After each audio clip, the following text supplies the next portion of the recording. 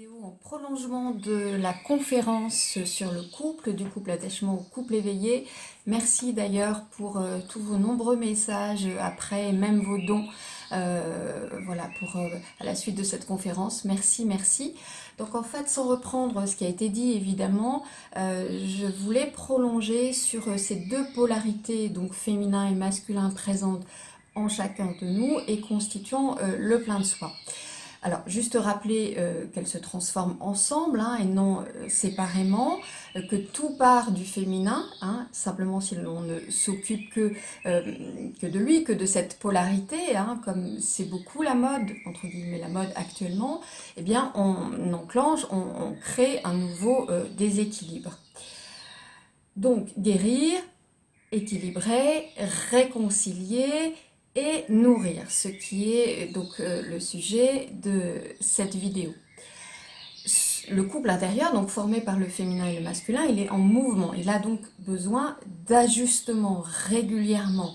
Hein, c'est comme une danse en fait. Il n'y a rien qui est figé une fois qu'on a en effet fait ce travail de guérison, de remise à l'équilibre, d'harmonisation et de réconciliation, eh bien, il y a cette phase dont je vous parle aujourd'hui qui est de nourrir, hein, puisque c'est pas figé une bonne fois pour toutes, c'est quelque chose de vivant.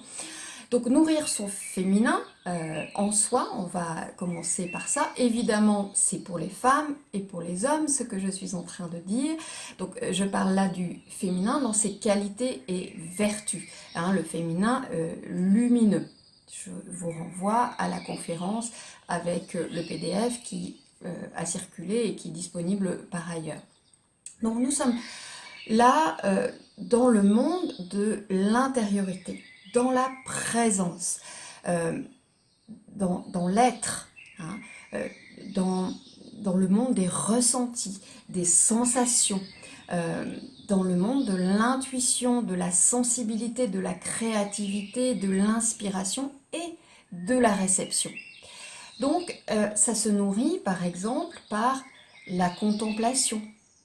Il ne s'agit pas d'y passer 3 heures, sauf si vous en avez envie, si vous en avez l'élan, mais régulièrement dans votre journée, contempler un paysage, une bougie, votre chat, voilà, votre chat qui dort, ce que vous voulez. Hein. La respiration consciente, par exemple, avec la cohérence cardiaque, dont j'ai parlé plein de fois, la méditation, bien évidemment, la visualisation, la rêverie aussi, écouter, vivre, vibrer la musique, pas écouter la musique comme un bruit de fond, mais vraiment l'écouter en la vivant. Évidemment, la connexion, le contact avec la nature de manière générale, mais avec la terre et avec l'eau. Et puis aussi tout ce qui est de l'ordre du toucher. Hein, donc les massages, les automassages ou le massage par un tiers. Hein.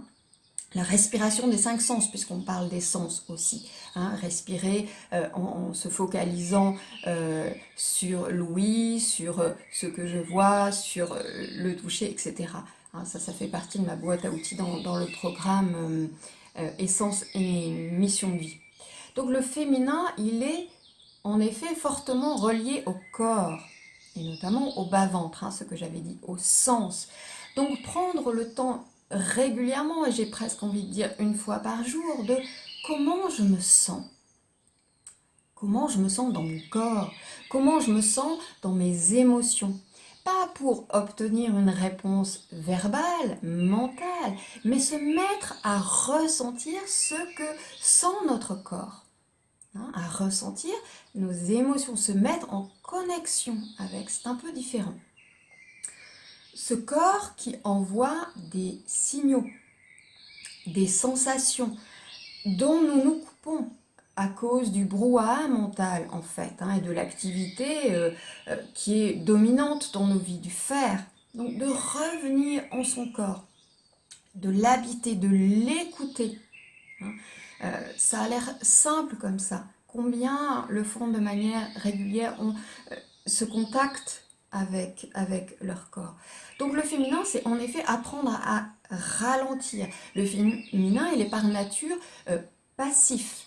Et c'est vrai que ça, c'est pas très fun parce que on est habitué, notamment dans nos sociétés occidentales, à être toujours dans l'activité. Même quand on dit ne rien faire, on est là avec notre téléphone portable sur les réseaux sociaux, il y a toujours une sollicitation extérieure. Et le féminin, lui, il est par nature passif. Faire silence en soi, euh, même juste quelques minutes, idéalement, j'ai envie de dire toutes les 2-3 heures, prendre 2-3 minutes, voilà, de réalignement en faisant silence en soi, en contemplant la plombe verte du bureau ou ce que vous voulez, hein, pour sortir, voyez, de la surface agitée de l'océan et entrer dans la paix des profondeurs, parce que souvent en surface, en effet, c'est agité.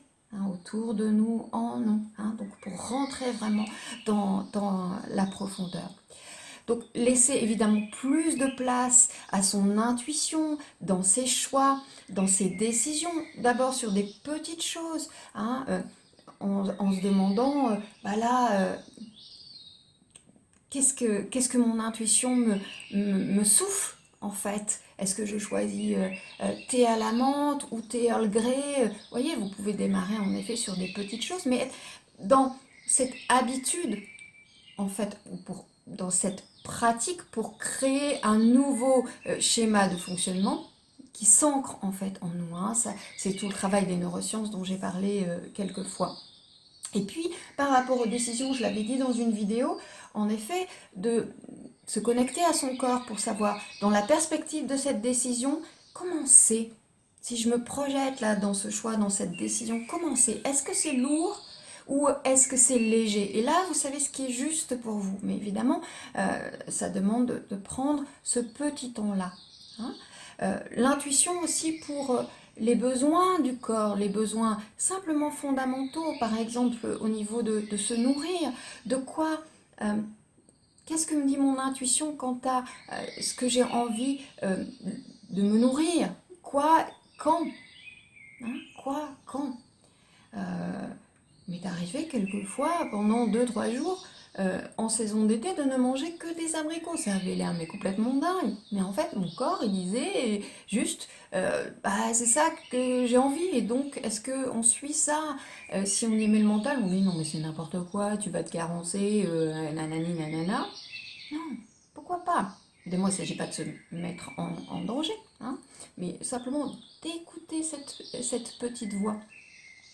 Le féminin, il est aussi très relié à l'enfant intérieur. Alors évidemment pas l'enfant blessé, hein. Quand je parle d'enfant intérieur, je parle d'enfant joie, l'enfant étoile, l'enfant joie, l'enfant qui s'émerveille devant un papillon, une coccinelle, un nuage. Hein. L'enfant dans sa candeur, dans sa fraîcheur, dans sa spontanéité, hein, qui vit et qui vibre la joie. Adulte, on a souvent perdu ça. Et d'ailleurs, en fait, on raconte plus sa joie qu'on ne la vit. Ah bah là, je suis content. Ah bah ça m'a fait plaisir. Puis on est souvent toujours décalé. Je ne sais pas si vous avez remarqué, par exemple, pour les personnes qui tiennent un carnet de gratitude. C'est chouette. C'est-à-dire que chaque soir, en effet, on note ce qui nous a fait vibrer dans la journée et on se relie à ça. Sauf que c'est déjà passé. C'est fini. Ça, c'est une joie presque mentalisée, j'ai envie de dire. On est dans le souvenir. Alors, c'est bien, c'est ok. Mais la joie, celle dont je parle, la vraie joie, la joie du cœur, c'est celle qui se vit dans l'instant présent. Dans ce moment où en nous, ça fait waouh, youpi!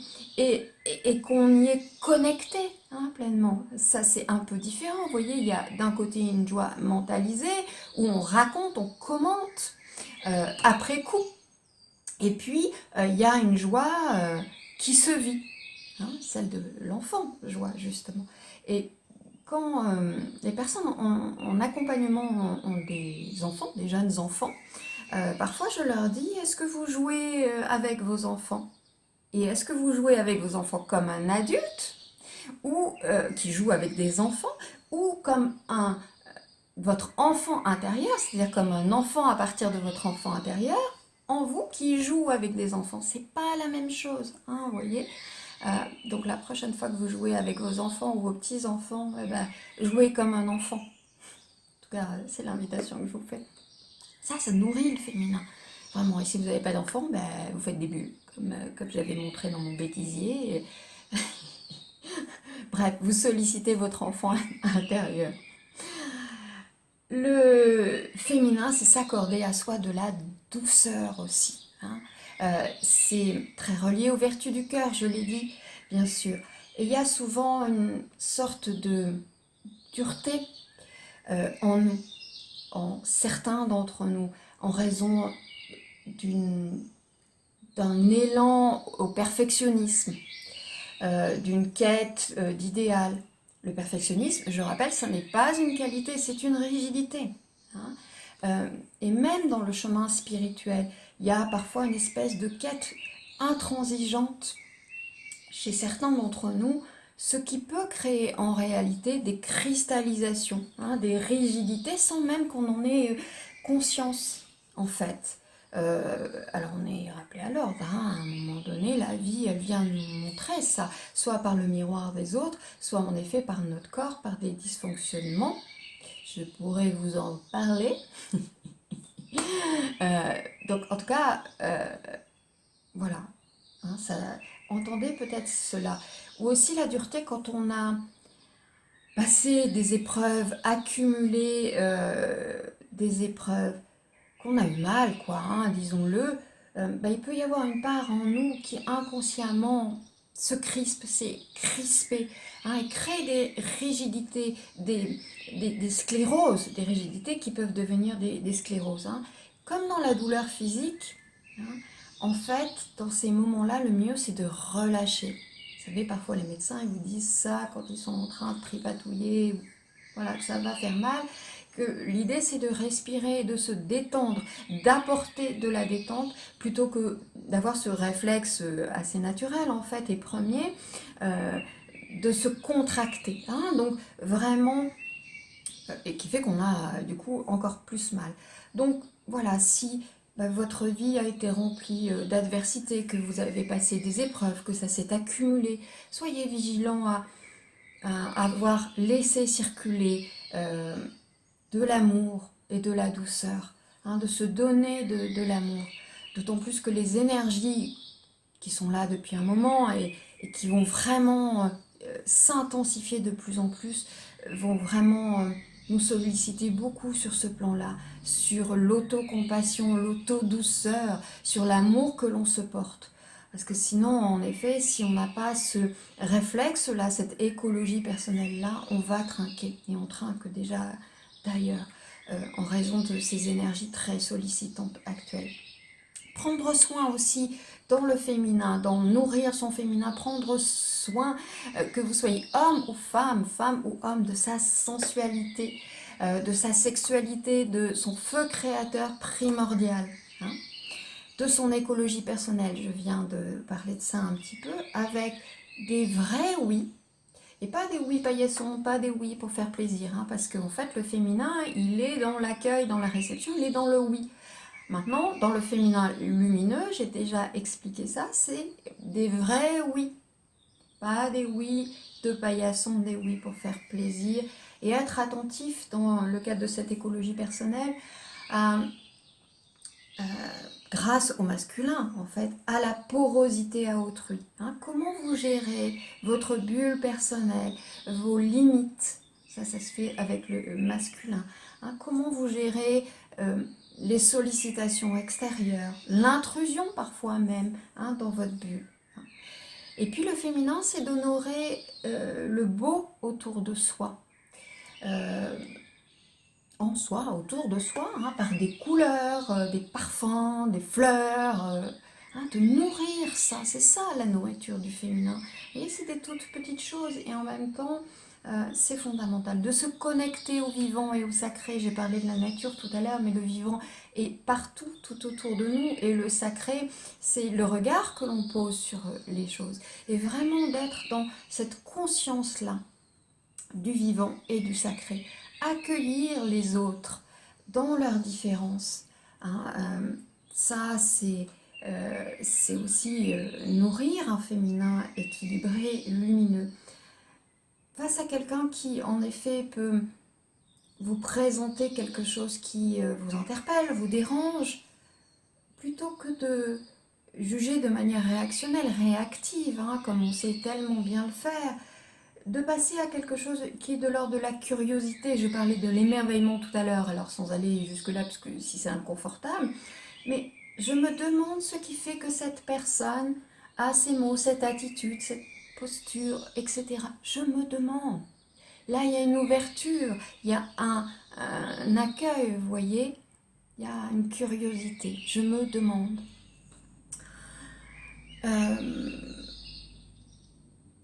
Puisqu'on parle des autres, concrètement, écouter, apprendre à écouter l'autre plutôt que d'être en train de préparer sa réponse, ses arguments, même si on est en mode pipeau. Hein.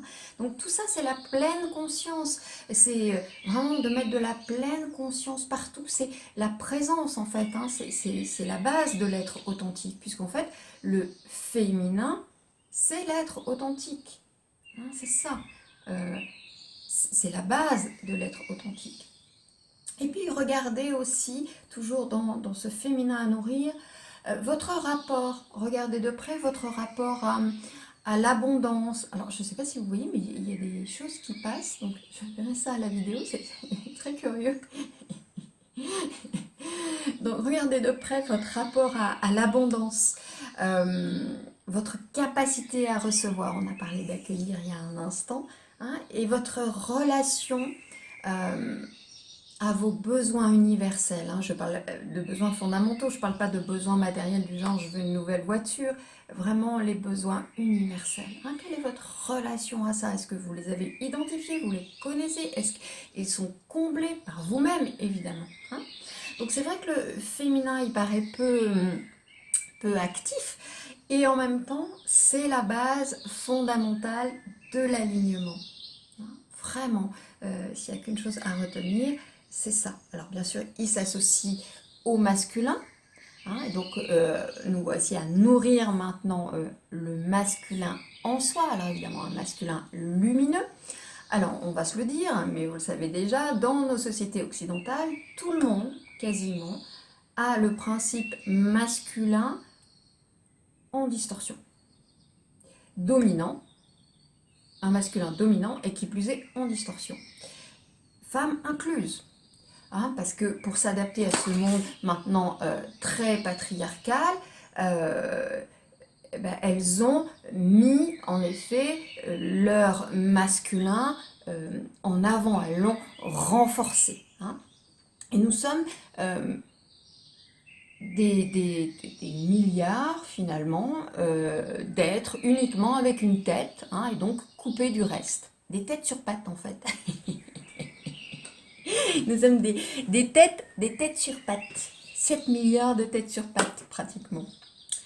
Alors, nourrir un masculin lumineux, ça part donc, je l'ai dit, d'un féminin lumineux, et donc guéri, équilibré, réconcilié, puisqu'il est le socle et la nourriture que le masculin va pouvoir mettre dans la forme. Hein. Tout ce qui a été imaginé, rêvé, visualisé, contemplé, peut être ensuite mis dans la forme d'une façon ou d'une autre. Hein.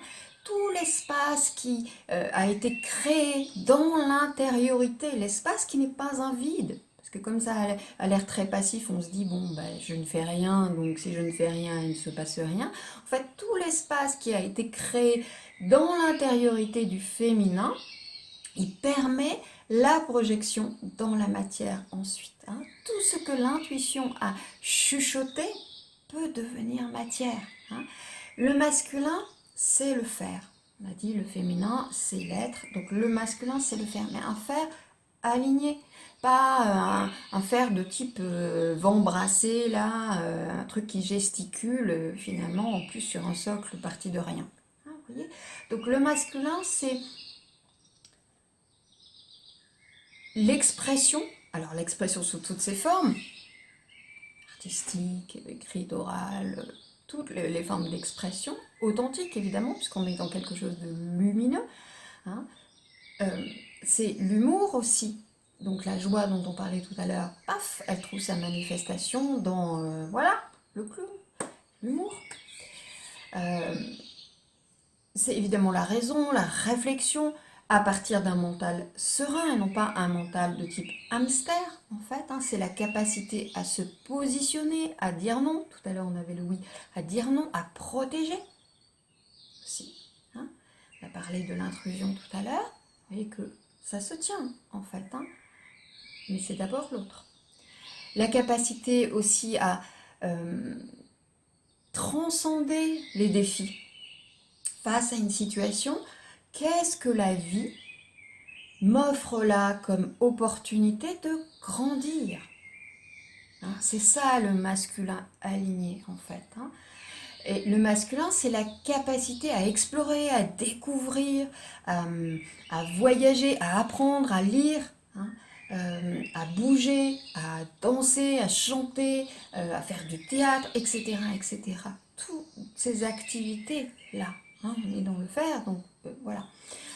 La capacité à organiser, à structurer, à trouver des solutions, à emmener les autres aussi, à répondre aux obligations. Il y en a quelques-unes hein, dans notre vie, aux obligations d'intendance hein, notamment, à prendre ses responsabilités, hein, la capacité à s'engager pour les autres, à contribuer, à servir.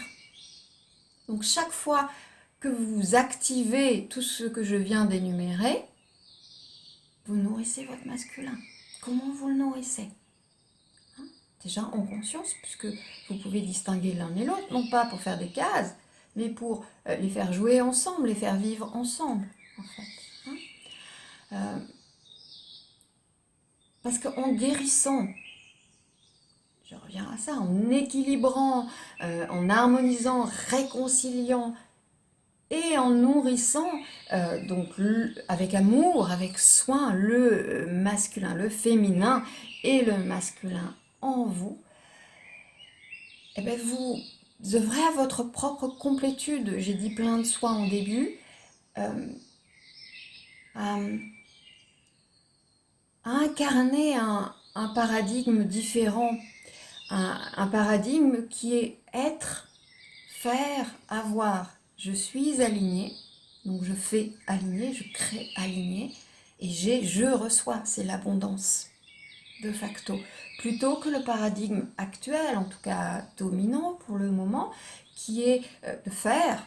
On commence toujours par le faire. Voilà, je fais, je mouline, je reçois, j'ai. Et puis éventuellement, je suis. Éventuellement. Hein, ça c'est en bout de course, s'il reste du temps, etc. Hein.